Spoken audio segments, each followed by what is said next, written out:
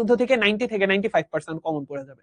তো এইটা হচ্ছে তোমার প্রি মেডিকেল বা মেডিকেলের পড়ার একটা সুবিধা। কারণ তুমি যেই সেগমেন্টেই যাও না কেন, ইঞ্জিনিয়ারিং বলো বা ভার্সিটি বলো, ওইগুলা কিন্তু দেখা যায় বইয়ের থেকেও একটু বাইরে থেকে পড়ানো হয় বা বইয়ের একটু পেঁচায় গোজায় পড়ানো হয়। ওইখানে কিন্তু বইয়ের ভেতর লাইনগুলো পড়ানো হয় না। আমরা কিন্তু মেডিকেলে সবসময় যেটা করি, বইয়ের লাইনগুলো তোমাদেরকে পড়ায় দিই। বইয়ের যেই লাইনগুলো তোমার জন্য যখন দরকারি লাইনগুলো তোমার হয়ে যাবে, তখন এমসিকিউতে তোমাকে না। আর বেশিরভাগ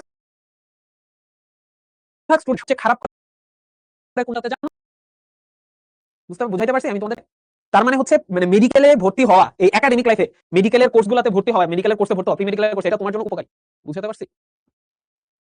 আর আরেকটা সহজ জিনিস হচ্ছে, তোমাদেরকে আমরা এমন ভাবে পড়াবো যাতে করে তোমার একাডেমিকে কোনো ধরনের ক্ষতি না হয়। একাডেমিকের ক্ষতি অবশ্যই আমরা করবো না, কারণ তোমার তো এইদিকে এই ক্লাসগুলো চলতে থাকবে। তাহলে তোমার যাতে একাডেমিকের সাথে অ্যাডমিশনের একটা অ্যালাইনমেন্ট করে দেওয়ার যে বিষয়, তোমাদেরকে একসাথে সমান্তরালি পড়ানোর যে বিষয়, সেটার দায়িত্ব হচ্ছে আমরা নিচ্ছি। ঠিক আছে? সিলেবাস আচ্ছা, ঠিক আছে। ঠিক আছে, আমরা তাহলে কি একটু পড়ার ভিতরে ঢুকে পড়ি? আমাদের আজকে হচ্ছে কোষ রসায়নের ৪র্থ পর্ব। মেডিকেল অ্যাডমিশনে সিকিউ আসে না, এখন পর্যন্ত সিকিউ আসে না, এমসিকিউটাই আসে। আর তোমরা সবচেয়ে বেশি খারাপ করো আসলে এমসিকিউতে। ঠিক আছে ভাই, আমি 5টি কোয়ার্টারে ভর্তি আছি। এখন প্রি মেডিকেল কোর্স নতুন করে কিনতে হবে। প্রি মেডিকেল একটা আলাদা কোর্স, এটা একটু নতুন করে তোমাকে কিনতে হবে। এখানে আমরা মানে তোমাকে এইটাও পড়াবো, আবার হচ্ছে সাথে জিকে ইংলিশ থাকবে হালকা পাতলা, যতটুকু হচ্ছে আমরা ইনশাআল্লাহ তোমাদের বেশিরভাগের পরীক্ষা যেহেতু হচ্ছে জুনের দিকে শেষ হবে, আমরা ইনশাআল্লাহ জুনের শেষ দিকে শুরু করব বা জুলাই ফার্স্ট উইকের দিকে শুরু করে ফেলব। ঠিক আছে? 2021-22 সেশনে ঢাকা মেডিকেল কলেজে চান্স পাইছিলাম। তো সেই সুবাদে এখন পঞ্চম বর্ষে আছি, ফাইনাল ইয়ারে। সো ইনশাআল্লাহ তোমাদের সাথে হচ্ছে এই হবে। আর আমারে দেখো নাই, তার মানে ঠিক আছে, চলো নিয়ে আসার চেষ্টা করবো, যাতে একটা পড়ার মাধ্যমে মানে তুমি ধরো হচ্ছে প্রি মেডিকেল আজকে ষষ্ঠ চ্যাপ্টারটা পড়ছো, ষষ্ঠ চ্যাপ্টারটা তোমাকে এমন ভাবে পড়াই দিব যাতে ইনশাআল্লাহ তোমার হচ্ছে একাডেমিক পড়া অনেকটা হয়ে যায়। তখন দেখবা একাডেমিকের পড়াও হচ্ছে তোমার মানে খুব ইজি লাগতেছে। ঠিক আছে? একাডেমিক কোনো কিছু হ্যাম্পার আমরা তোমাকে হইতে দিব না, অ্যাটলিস্ট ইনশাআল্লাহ তোমরা এইটুক ভরসা আমাদের উপর রাখতে পারো। আর একটা গাইডলাইন, ঠিক আছে? তো আমি কিন্তু রিসেন্টলি একটা সিরিজ ইনশাআল্লাহ শুরু করব তোমাদের জন্য, মেডিকেল কথন নামে একটা সিরিজ শুরু করব, যেখানে তোমরা আসলে মানে মেডিকেল লাইফটা কেমন, মেডিকেলের ফিউচার কি, তারপর সেই সাথে মেডিকেলে তোমাদের যত গাইডলাইনের অভাব আছে, যে মেডিকেলে চান্স পাইতে হলে আসলে ভাই আমার কিভাবে পড়া লাগবে, মেডিকেলে চান্স হইতে চাও, তোমাদের স্বপ্নটা আসলে তোমরা কিসের জন্য স্বপ্ন দেখছো, এই আগে আমরা একটু রিক্যাপ করি আমরা কি কি আগে পড়েছি। আমরা আগে কি কি পড়েছি? আমরা দেখেছি কার্বোহাইড্রেটের কিছু জিনিস, আমরা কার্বোহাইড্রেটই পড়তেছিলাম। কার্বোহাইড্রেট আছে, সেটা পড়তেছিলাম। এবং হচ্ছে একই সাথে তোমার কার্বোহাইড্রেটের ডাইস্যাকারাইড, মনোস্যাকারাইড, এই সবকিছু আমরা আলোচনা করছিলাম। তো ডাইস্যাকারাইড, মনোস্যাকারাইড এগুলো বলার আগে আমরা হচ্ছে মেইনলি কি নিয়ে পড়তেছি? কার্বোহাইড্রেটের সংখ্যার উপর ভিত্তি করে কার্বোহাইড্রেটকে আমরা কয়টা ভাগে ভাগ করতে পারি, তাই তো? কার্বোহাইড্রেটের সংখ্যার উপর ভিত্তি করে আমরা কার্বোহাইড্রেটকে কয়টা ভাগে ভাগ করতে পারি। আচ্ছা আসো দেখি আমরা কয়টা ভাগে ভাগ করতে পারি। প্রথমে আমরা কি বলছিলাম? প্রথমে আমরা পড়ছিলাম হচ্ছে মনোস্যাকারাইড। মনোস্যাকারাইড এটা আমরা অলরেডি পড়ে ফেলছি, তোমরা সবাই এটার বাড়ির কাজও জমা দিছো অনেকেই। মনোস্যাকারাইড কি? মাত্র একটা কার্বোহাইড্রেট অণু দিয়ে আমার মনোস্যাকারাইড তৈরি। মনোস্যাকারাইড আমরা কি কি পড়েছিলাম ভাইয়া? মনোস্যাকারাইড আমরা পড়েছিলাম তোমার ট্রায়োজ ছিল। ট্রায়োজ মানে কি? 3টা কার্বনযুক্ত মনোস্যাকারাইড। তারপর আর কি কি ছিল? টেট্রোজ ছিল। টেট্রোজ কোনটা ছিল? 4 কার্বন বিশিষ্ট যে মনোস্যাকারাইড। তারপর আর কি ছিল? পেন্টোজ কোনগুলো? 5 কার্বনযুক্ত মনোস্যাকারাইড। মনোস্যাকারাইড মানে কি? একটা মাত্র কার্বোহাইড্রেটের অণু থাকবে। তার মানে পেন্টোজের মধ্যে 5টা মানে কার্বনযুক্ত একটা কার্বোহাইড্রেট অণু। পেন্টোজ কি কি ছিল আমরা অলরেডি পড়ে ফেলেছি। Ribose, deoxyribose. তারপর আমাদের সুপরিচিত হেক্সোজ ছিল। হেক্সোজগুলো কোনগুলো ছিল ভাইয়া? হেক্সোজ ছিল আমাদের গ্লুকোজ, ফ্রুক্টোজ এগুলো ছিল। তাহলে হেক্সোজের মধ্যে 6টা কার্বন ছিল। আরেকটা ছিল হেপ্টোজ। হেপ্টোজ আমাদের এত বেশি ইম্পর্টেন্ট না। এটা জাস্ট তোমরা হচ্ছে বই থেকে উদাহরণটা পড়বা, হেপ্টোজ। তার মানে আমার মনোস্যাকারাইডের মধ্যে এই কয়টা জিনিস আমরা পড়ছি। এরপরে আমরা কি পড়ছি? এরপরে আমরা পড়ছি, এক মিনিট একটু দাঁড়াও। ডাইস্যাকারাইডের মধ্যে আমার কি ছিল? ডাইস্যাকারাইড। ডাইস্যাকারাইড কি কি ছিল? 2টা কার্বোহাইড্রেটের অণু মিলে আমার ডাইস্যাকারাইড তৈরি হবে। কি কি ডাইস্যাকারাইড ছিল আমার? আমরা পড়ে ফেলছি। কি কি ছিল? আমরা অলরেডি পড়ছি। সুক্রোজের আমরা গঠন দেখে ফেলছি। সুক্রোজ, গ্লুকোজ আর ফ্রুক্টোজ মিলে আমার সুক্রোজ তৈরি হয়। তারপর আর কি কিছু পড়ছি? আমরা মল্টোজ পড়ছি। মল্টোজ। তারপর আর কি পড়ছি? আমরা সেলোবায়োজ পড়ছি। সেলোবায়োজ। এগুলো স্ট্রাকচার আমরা খুব সুন্দর করে আমাদের ক্লাসে পড়ে ফেলছি। তারপর আরেকটা কি ছিল? অলিগোস্যাকারাইড ছিল। এরপর ছিল আমাদের আচ্ছা, এরপর ছিল আমাদের অলিগোস্যাকারাইড। একটু নিচে লিখলাম অলিগোস্যাকারাইড। অলিগোস্যাকারাইডে কয়টা কার্বোহাইড্রেট অণু ছিল? অলিগোস্যাকারাইডে আমার এখানে 2টা, তাহলে 2 এর বেশি থাকতে হবে। অলিগোস্যাকারাইডে নরমালি 3 থেকে 10টা কার্বোহাইড্রেট অণু থাকবে। যেমন ধরো এখানে আমার কি, ধরো 2টা গ্লুকোজ মানে গ্লুকোজ আর ফ্রুক্টোজ 2টা মনোস্যাকারাইড মিলে ডাইস্যাকারাইড হইছে। তাহলে যদি আমি 3 থেকে 10টা মনোস্যাকারাইড নিয়ে আসি, তাহলে তৈরি হবে আমার অলিগোস্যাকারাইড। আমরা অলিগোস্যাকারাইড অনেকগুলো নাম পড়ছি, আমি জাস্ট হচ্ছে কয়েকটা নাম বলি। যেমন হচ্ছে ভার্বাকোজ পড়ছিলাম। ভার্বাকোজ হচ্ছে পেন্টাস্যাকারাইড, মানে 5টা মানে মনোস্যাকারাইড মিলে পেন্টাস্যাকারাইড হইছে। ভার্বাকোজ আমি জাস্ট একটা উদাহরণ দিলাম। এছাড়া তোমাদেরকে গত ক্লাসে আমি একদম এগুলার রাসায়নিক সংকেত কিভাবে লিখতে হয় সেটা বলে বলছিলাম কিন্তু। এছাড়া আরেকটা আছে যেটা আমরা আজকে পড়বো। যেটা আজকে কোনটা পড়বো? হ্যাঁ, আজকে পড়বো আমরা পলিস্যাকারাইড। আজকে আমরা পড়বো পলিস্যাকারাইড। 2টা কার্বোহাইড্রেটের অণু মিলে ডাইস্যাকারাইড পড়ে ফেলছি। 3 থেকে 10টা কার্বোহাইড্রেট মিলে তোমার তৈরি হয়েছে অলিগোস্যাকারাইড, এটা আমরা পড়ে ফেলছি। তার মানে এই 3টা কিন্তু আমাদের পড়া হয়ে গেছে অলরেডি। এখন আজকে আমরা পলিস্যাকারাইড পড়বো। পলিস্যাকারাইডের মধ্যে আমরা কি কি পড়বো? আজকে বেসিক্যালি আমরা পলিস্যাকারাইডের মধ্যে তোমার 3টা জিনিস পড়ার চেষ্টা করবো। পলিস্যাকারাইড,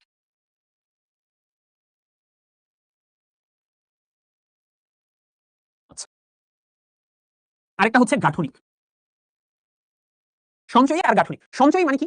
পলিস্যাকারাইড মানে কি? সহজ কথায় পলিস্যাকারাইড হচ্ছে এখানে 10 এর বেশি কার্বোহাইড্রেট অণু থাকবে, 10-এর বেশি সংখ্যক কার্বোহাইড্রেট অণু থাকবে। মানে ধরো গ্লুকোজ তুমি নিলা, এখানে হচ্ছে 10টার বেশি গ্লুকোজ হইলেই তখন তাকে আমরা পলিস্যাকারাইড বলবো। তোমরা কেমিস্ট্রিতে কিছুদিন পরেই পড়বা জৈব যৌগের মধ্যে পলিমার। পলিমার কি? ধরো তোমার বাসায় পলিমারের একটা সহজ উদাহরণ তুমি চিন্তা করো, ধরো তোমার বাসার মধ্যে একটা ওয়াল।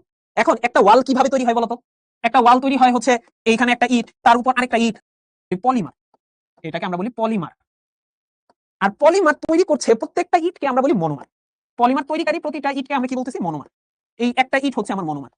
তার মানে পলিমার কিভাবে তৈরি হয়? অনেকগুলো মনোমার যুক্ত হয়ে পলিমার তৈরি হয়। ঠিক একইভাবে পলিস্যাকারাইড তৈরি হওয়ার জন্য কি হতে হবে? 10-এর বেশি সংখ্যক কার্বোহাইড্রেট বা মনোস্যাকারাইড একসাথে যুক্ত হয়ে আমার পলিস্যাকারাইড তৈরি হতে হবে। এখন আসো সঞ্চয়ী পলিস্যাকারাইড কি, গাঠনিক পলিস্যাকারাইড? সঞ্চয়ী নাম শুনে বুঝতে পারতেছো, এখানে হচ্ছে জমা থাকবে, কিছু জিনিস সঞ্চিত থাকবে। তাহলে সঞ্চয়ী জিনিসগুলো নরমালি আমরা উদ্ভিদ দেহে বা প্রাণী দেহে আমরা হচ্ছে সঞ্চিত খাদ্য আকারে পাই। কি কি পাই? একটা হচ্ছে স্টার্চ, আরেকটা হচ্ছে গ্লাইকোজেন। গ্লাইকোজেন, এই স্টার্চটা কি জানো? স্টার্চ হচ্ছে, এই স্টার্চকে আমরা পাই উদ্ভিদ দেহে, স্টার্চকে পাই উদ্ভিদ দেহে, আর এই গ্লাইকোজেনটা পাই প্রাণীর দেহে। তার মানে এই স্টার্চটা হচ্ছে উদ্ভিদ দেহের সঞ্চিত খাবার। মানে উদ্ভিদ দেহে তোমরা যে ভাত খাও, তোমরা ভাত কি চাল থেকে আমরা ভাত পাই, এই ভাতের মধ্যে স্টার্চ থাকে। তারপর ধরো উদ্ভিদে তোমরা জব, বার্লি, গম এগুলো যে খাও, এই সবই কিছুর মধ্যে স্টার্চ থাকে। তার মানে উদ্ভিদ দেহের সঞ্চিত খাবার হচ্ছে স্টার্চ। আর প্রাণী দেহের মধ্যে থাকে গ্লাইকোজেন। গ্লাইকোজেন আর স্টার্চ দুইটাই কিন্তু অনেকগুলো গ্লুকোজ মিলে তৈরি হয়। এটা আমি একটু পরে এটা স্ট্রাকচার দেখবো, আগে একটু বেসিকটা বুঝে নাও। গ্লাইকোজেন কই থাকে? এই যে ধরো তুমি আমি যে বেঁচে আছি, আমাদের তোমরা হয়তোবা ধরো পরিপাক চ্যাপ্টারটা যখন পড়বা, পরিপাক চ্যাপ্টার পড়ার সময় পড়ছো কিনা আমার ঠিক খেয়াল নেই, পরিপাক চ্যাপ্টার পড়ার সময় তোমরা দেখবা যে আমাদের দেহে লিভার বা যকৃৎ নামে একটা অঙ্গ আছে। এই লিভারের মধ্যে আমরা যে গ্লুকোজ খাই, আমরা যে ভাত খাচ্ছি, ভাত পরিপাক হচ্ছে। ভাত যখন পরিপাক হয়, ভাত পরিপাক হয়ে কিসে রূপান্তরিত হয়? গ্লুকোজে রূপান্তরিত হয়, তাই না? ভাত পরিপাক হওয়ার পরে গ্লুকোজে রূপান্তরিত হয়। এই গ্লুকোজটা আমাদের যকৃতের মধ্যে গ্লাইকোজেন আকারে জমা থাকে। আমাদের যে যকৃৎ বা লিভার আছে সেখানে গ্লাইকোজেন আকারে জমা থাকে। শুধু যকৃতে জমা থাকে এরকম না, এই যে আমাদের হাতের পেশি, পায়ের পেশি, আমরা যে হাঁটা চলা করতেছি, দৌড়াদৌড়ি করতেছি, এগুলা গ্লুকোজ গুলা কই থেকে আসতেছে? গ্লুকোজ গুলা এই যে গ্লাইকোজেনের মধ্যে গ্লুকোজ গুলা জমা থাকে। যখন আমার শক্তির দরকার হয়, গ্লাইকোজেনটা ভেঙে যায়, ভেঙে গ্লুকোজ বের হয়ে আসে এবং তখন আমরা শক্তি পাই। এটা হচ্ছে বেসিক কনসেপ্ট। আরেকটা হচ্ছে গাঠনিক পলিস্যাকারাইড। গাঠনিক পলিস্যাকারাইড কোনটা? গাঠনিক পলিস্যাকারাইড হচ্ছে গঠন করে। জীবদেহ গঠনের কাজে যেই সব পলিস্যাকারাইড সাহায্য করে সেগুলোকে আমরা বলি গাঠনিক পলিস্যাকারাইড। কি কি ছিল? একদম সহজ উদাহরণ, সেলুলোজ। সেলুলোজ, সেলুলোজ, সেলুলোজ হচ্ছে একটা গাঠনিক পলিস্যাকারাইড। কেন? কারণ হচ্ছে উদ্ভিদ দেহের কোষ প্রাচীর কি দিয়ে তৈরি? সেলুলোজ দিয়ে তৈরি। তার মানে সেলুলোজ হচ্ছে উদ্ভিদ দেহ গঠন করতেছে। তারপর তুমি ইভেন কাইটিনের নাম শুনছো কিনা জানি না, কাইটিন হচ্ছে ছত্রাকের একটা কোষ প্রাচীর, হচ্ছে কাইটিন দিয়ে তৈরি। ইভেন তোমার বিভিন্ন ধরনের, এই যে তোমরা তেলাপোকা দেখো, তারপর হচ্ছে তোমরা ঘাসফড়িং দেখো, এদের শরীরের মধ্যেও কিন্তু কাইটিনের একটা আবরণ থাকে। এই কাইটিনটা হচ্ছে তোমার এক ধরনের পলিস্যাকারাইড, বুঝছো? কাইটিন। তাহলে কাইটিন এগুলো কি করতেছে? কাইটিন, সেলুলোজ এগুলো জীবদেহ গঠনে কাজে লাগতেছে। এই কারণে এইগুলোকে আমরা বলি গাঠনিক পলিস্যাকারাইড। আর এই স্টার্চ, গ্লাইকোজেন এগুলোকে আমরা বলি সঞ্চয়ী পলিস্যাকারাইড। এই পর্যন্ত ক্লিয়ার বুঝতে পারছি আমরা? দাঁড়াও দেখি একটু, তোমাদের নেই, এই পর্যন্ত ক্লিয়ার বুঝতে পারছি? বলো, একটু লিখে দেই হালকা।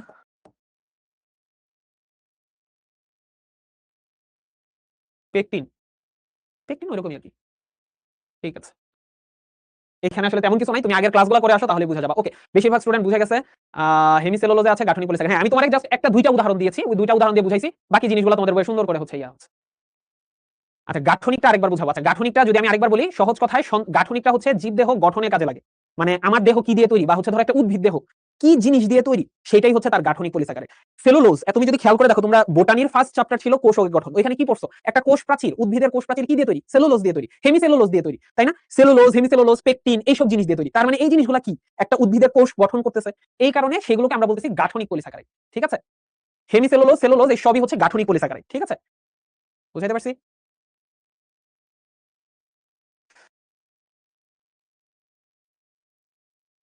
ওকে, পলি মানে হচ্ছে বহু, পলি মানে হচ্ছে বহু, আর স্যাকারাইড মানে তো কার্বোহাইড্রেট বা চিনি। মানে নরমালি পলিস্যাকারাইডকে আমরা যদি ভাঙি তাহলে আমরা অনেকগুলা হচ্ছে মনোস্যাকারাইড পাবো। মানে অনেকগুলা মনোস্যাকারাইড মিলে 10-এর বেশি, নরমালি হচ্ছে 10-এর অধিক থাকে। এই যে এখানে লেখা আছে 10-এর অধিক মনোস্যাকারাইড পাওয়া যায়। আচ্ছা, এখন এই যে এখানে এটাই বলা হয়েছে সেলুলোজ, হেমোসেলুলোজ এগুলা কি? এগুলো হচ্ছে গাঠনিক, কারণ হচ্ছে এরা জীবদেহ গঠন করে, জীবদেহ গঠন করে। ঠিক আছে, আর সঞ্চয় এগুলা কি? স্টার্চ, গ্লাইকোজেন, এরা হচ্ছে জীবদেহে খাদ্য হিসেবে সঞ্চিত থাকে, জীবদেহে খাদ্য হিসেবে। এখন আসো আমরা স্টার্চের মানে স্ট্রাকচারে যাই। তোমাদের চিত থাকে, ঠিক আছে? এই দুইটা জিনিস একটু মনে রাখবা, ঠিক আছে? এখন আসো আমরা স্টার্চের মানে স্ট্রাকচারে যাই। তোমাদেরকে আমি অলরেডি মনোস্যাকারাইড, গ্লুকোজ, ফ্রুক্টোজের স্ট্রাকচার কিভাবে আঁকতে হয় সুন্দর করে বুঝিয়ে দিছি। তারপর তোমাদেরকে হচ্ছে আমি আর কি বুঝাইছি? তোমাদেরকে আমি ডাইস্যাকারাইডের গঠন, স্ট্রাকচার সুন্দর করে বুঝাই দিয়েছি, এবং তোমরা অনেকেই বাড়ির কাজ জমা দিছো গ্রুপে, আমি দেখছি তোমাদের সবার বাড়ির কাজে দেখছি, সবাই আলহামদুলিল্লাহ অনেক সুন্দর রাখতে পারো। এটার জন্য তোমাদের সবাইকে হচ্ছে কংগ্রাচুলেশন, যে তোমরা আসলে যে অনেক মেধাবী স্টুডেন্টস, এটা আসলে প্রমাণ হয়। কারণ তোমরা হচ্ছে আসলে একটা জিনিস কি তোমরা পড়লেই পারবা ইনশাআল্লাহ, মানে তোমাদের ব্রেনটা এখন হচ্ছে মানে অনেক আলট্রা লেভেলের শার্প। তোমরা একটু যদি পড়াশোনা করো মন দিয়ে, তোমরা যদি ক্লাসগুলো একটু মন দিয়ে করো, এই যে দেখবা অনেকে এখানে তোমরা আছো যারা ভাইয়া এইটা একটু আরেকবার বুঝান, এটা একটু আরেকবার বুঝান, হ্যাঁ আমি তোমাদেরকে আরেকবার বুঝাই দিব। বাট একটা জিনিস মনে রাখবে, তুমি যদি ক্লাসে মনোযোগের অভাবে তুমি যদি হচ্ছে বললো যে ভাইয়া আবার আগেরটা বুঝাই দেন, তুমি যদি মনোযোগ না দাও, তখন কিন্তু দেখা যাচ্ছে কি তোমার কারণে আর বাকি 100-200 জন স্টুডেন্টের হচ্ছে সময় নষ্ট হচ্ছে। সো যেইটা তোমার দোষ সেটা তোমাকে সলভ করতে হবে। তুমি দরকার হলে একটু রেকর্ডে দেখে নিবা। তো বা যারা আগের ক্লাস করো নাই তারাও কিন্তু হচ্ছে একটু বুঝতে একটু সমস্যা হতে পারে, বাট ক্লাসটা তোমরা এখন ক্লাসটা মন দিয়ে করো, কারণ আজকের ক্লাসটা মিস দিও না, আজকের ক্লাসটা পুরাটা করো। কারণ আজকের ক্লাসে আমি তোমাদেরকে স্টার্চের গঠন শিখিয়ে দিব, তোমাদেরকে গ্লাইকোজেনের গঠন শিখিয়ে দিব, তোমাদেরকে সেলুলোজের গঠন শিখিয়ে দিব। দেখবা তোমরা এখানে যারা আছো, তোমরা মানে আমি শিওর যারা হচ্ছে বাড়ির কাজ জমা দিছো, তোমরা কিন্তু এই যে গ্লুকোজ ফ্রুক্টোজের স্ট্রাকচার থেকে শুরু করে সুক্রোজের স্ট্রাকচার, মল্টোজ, সেলোবায়োস, এগুলো স্ট্রাকচার যারা আঁকছো খাতার মধ্যে, তারা সারা জীবন ভুলবা না। তোমরা যদি আল্লাহর মধ্যে মেডিকেলে চান্স পাও, তোমরা যদি পরবর্তীতে কাউকে পড়াও, তখন দেখবা মানে আমার কথা তোমার মনে পড়বে যে ভাইয়া তো হচ্ছে আমাদেরকে লিখে লিখে শিখাইছিল। কারণ এই জিনিসগুলো প্র্যাকটিসের বিষয়, যত বেশি প্র্যাকটিস করবা এই জিনিসগুলো তত বেশি মনে থাকবে। এগুলো আহামরি কোনো স্ট্রাকচার না, এগুলো একদম সহজ সহজ স্ট্রাকচার। তোমরা জাস্ট মনোস্যাকারাইড গ্লুকোজের স্ট্রাকচারটা মাথায় রাখবা, বাদ বাকি সব একদম সহজ, এর বাইরে আর কিছুই লাগবে না। এখন আসো ভাইয়া আমরা দেখি শ্বেতসার বা স্টার্চের ক্ষেত্রে। আচ্ছা, শ্বেতসার বা স্টার্চের ক্ষেত্রে আমাদের রাসায়নিক সংকেতটা মনে রাখতে হবে C6H10O5, ঠিক আছে, C6H10O5। আচ্ছা, এইখানে তোমার আসলে কাহিনী কি হয়, এখানে নরমালি আমরা এটা একটু পরে দেখবো এটা কি, এবং এটা কি, এটা হচ্ছে এন সংখ্যক। এন সংখ্যক কেন? কারণ এটা তো একটা পলিমার। আমি কি বলছি, শ্বেতসার বা স্টার্চ হচ্ছে একটা পলিস্যাকারাইড। তার মানে যখনই তোমাকে এটা রাসায়নিক সংকেত লিখতে বলবে, সবসময় হচ্ছে C6H10O5 লেখার পর একটা এন দিতে হবে, কারণ এখানে এন সংখ্যক অণু আছে, মানে অনেকগুলা C6H10O5 এখানে যুক্ত আছে। আচ্ছা, এখন আসো আমরা দেখি জিনিসটা। আচ্ছা আসো একটু আমরা ভালো করে আগে একটু বোঝার চেষ্টা করি।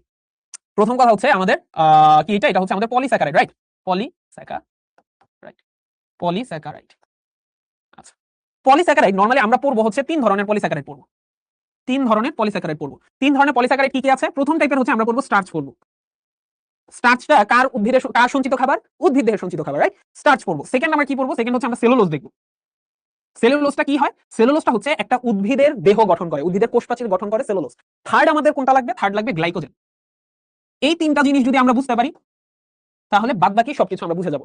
আচ্ছা, স্টার্চের মধ্যে তোমার দুইটা জিনিস থাকে। স্টার্চের মধ্যে দুইটা কি কি থাকে জানো? একটা থাকে অ্যামাইলোজ, আরেকটা থাকে অ্যামাইলোপেকটিন। আচ্ছা, পেকটিন বানানটা ভুল লিখছি নাকি সঠিক লিখছি জানি না, তোমরা দেখে নিও। অ্যামাইলোজ আর অ্যামাইলোপেকটিন। অ্যামাইলোজটা হচ্ছে একটা চেইন। চেইন কি? চেইন মানে হচ্ছে ধরো এই যে আমরা কি বলছি, স্টার্চ হচ্ছে একটা পলিমার না, তার মানে এটা অবশ্যই অনেকগুলো গ্লুকোজ মিলে তৈরি হতে হবে। তো এখানে অ্যামাইলোজ ধরনের চেইন থাকে আর অ্যামাইলোপেকটিন ধরনের চেইন থাকে। আমি তোমাদেরকে বলতেছি সবগুলাই কোনটা কি জিনিস বুঝায়। আপাতত এইটা মাথায় ঢুকায় রাখো, আমি এখানে যেই তিনটা স্ট্রাকচার লিখছি, এই তিনটা স্ট্রাকচারই হচ্ছে গ্লুকোজ দিয়ে তৈরি। এই তিনটাই হচ্ছে গ্লুকোজের পলিমার। এখন সেটা আলফা গ্লুকোজ হতে পারে, বিটা গ্লুকোজ হতে পারে, কোনটা কি সেটা আমি তোমাদেরকে বলতেছি। এটা হচ্ছে স্টার্চ হচ্ছে আলফা গ্লুকোজের পলিমার। স্টার্চ কি? আলফা গ্লুকোজের পলিমার আলফা গ্লুকোজ। সেলুলোজটা কি? সেলুলোজটা হচ্ছে বিটা গ্লুকোজের পলিমার। আর গ্লাইকোজেনটা কি? গ্লাইকোজেনটাও আলফা গ্লুকোজের পলিমার। এখন গ্লাইকোজেনের সাথে স্টার্চের একটু পার্থক্য আছে। এই যে অ্যামাইলোজ চেইনটা দেখতেছো, আমি তোমাদেরকে হচ্ছে গত ক্লাসে যখন ডাইস্যাকারাইড পড়াইছি, তখন তোমাদেরকে ডাইস্যাকারাইড, অলিগোস্যাকারাইড এগুলো যখন পড়াইছি, ডাইস্যাকারাইড তোমাদেরকে কিন্তু অলরেডি দেখাই দিছি। ধরো আমি তোমাদেরকে জাস্ট একটু রিক্যাপ করাই দেই। এইটা একটা গ্লুকোজের অণু, তাই তো? এই গ্লুকোজের অণুর এইটা আমার কি? এটা হচ্ছে আমার 1 নাম্বার কার্বন, তাই না? এটা হচ্ছে আমার 1 নাম্বার কার্বন। এইখানে ধরো আরেকটা গ্লুকোজের অণু আছে, ঠিক আছে? এখানে ধরো আরেকটা গ্লুকোজের অণু আছে। এইটা 1 নাম্বার, 2, 3, এই কার্বনটা কত? এই কার্বনটা হচ্ছে 4 নাম্বার কার্বন। এটা হচ্ছে 4 নাম্বার কার্বন, এটা 1 নাম্বার কার্বন, 4 নাম্বার কার্বন। এখন যদি দুইটা আলফা গ্লুকোজ ধরলাম, দুইটাই হচ্ছে আমার আলফা গ্লুকোজ, এটাও আলফা গ্লুকোজ, এটাও আলফা গ্লুকোজ, মানে কি 1 নাম্বার কার্বনে দুইটারই হাইড্রোক্সিল গ্রুপটা নিচে। তার মানে এইখানে ধরো হচ্ছে এটার হাইড্রোক্সিল গ্রুপটা নিচে, আর এখানে আমি লিখলাম না হাইড্রোক্সিল গ্রুপটা। কেন লিখলাম না? দেখো, এখানে 1 আর 4 নাম্বার কার্বনের মধ্যে যদি একটা গ্লাইকোসাইডিক বন্ধন তৈরি হয়, ধরো এইখানে একটা গ্লাইকোসাইডিক বন্ধন তৈরি হয়েছে, এখানে একটা অক্সিজেন দ্বারা মানে কোনো পানি সরার কারণে হচ্ছে এখানে একটা গ্লাইকোসাইডিক বন্ধন তৈরি হয়েছে। এখন এই বন্ধনটাকে আমরা কি নামে জানি রাখছিলাম? তোমাদের মনে আছে? এইটাকে কিন্তু আমরা ডাকি হচ্ছে, তোমার সুন্দর করে আমরা